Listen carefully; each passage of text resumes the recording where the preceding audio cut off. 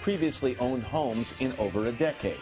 But there is a silver lining. Barbara Corcoran is today's real estate contributor. Barbara, good morning. Good morning, Matt. Silver lining is December was pretty good. The year was bad, but it ended on a high note. No one expected December to be so good. What happened in December, where we sold 12% more homes than any other time in the year, and that never happens in the month of December. Let's talk about these tips you've got. You've got 5 great suggestions for people who are looking to sell their homes right now. The first one you say is time it right.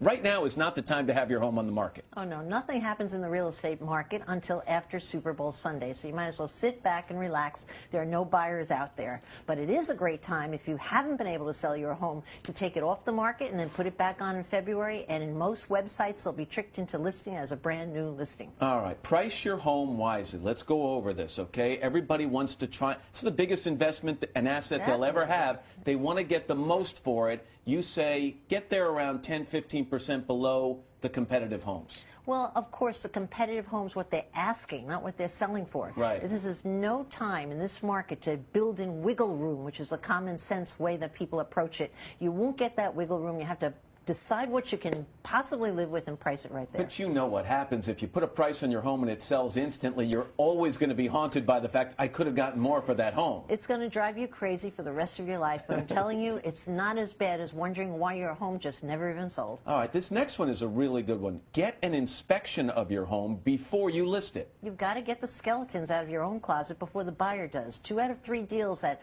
buyers walk away from, it's because of a home inspection. They go back and renegotiate the deal. So if you get the home inspection done up front, you know what's wrong, you have a chance to fix it, and it's not going to get in the way of the sale. All right, you want sellers or potential sellers out there to offer financial incentives up front. Yeah, and people don't do it. What they do is they wait for the negotiation to say, oh, by the way, I'll throw in the closing cost to sweeten the deal. But you're far better off advertising that up front as no closing cost. Put all the incentives right on the front side. Finally, you say to wage war online. Why is the internet such a valuable tool? Because everyone goes online to find the home, and if your home doesn't look good online, they're just not even going to bother come to see it.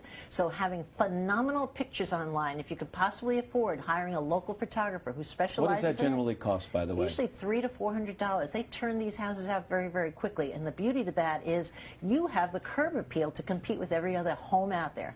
And finally, you say, if you're going to spend a little money to try to help you sell your home, spend it on the 3 key spaces. Of course, and the 3 key spaces, number 1 is the kitchen, surface improvements in the kitchen. Number 2 is the living room, and number 3 is the front facade of that house. So when they drive up, the first thing they see is appealing to the eye. Let me tell you, real estate has less to do with the head and logic and everything to do with the emotion. So if you could hook that sucker in when he's driving up to that house, you're going to have a better shot at the deal. Try not to open the door and say, good morning, sucker. Oh, How no, are you? no. That's not a good way to do it. Barbara, nice to see you. Thank you.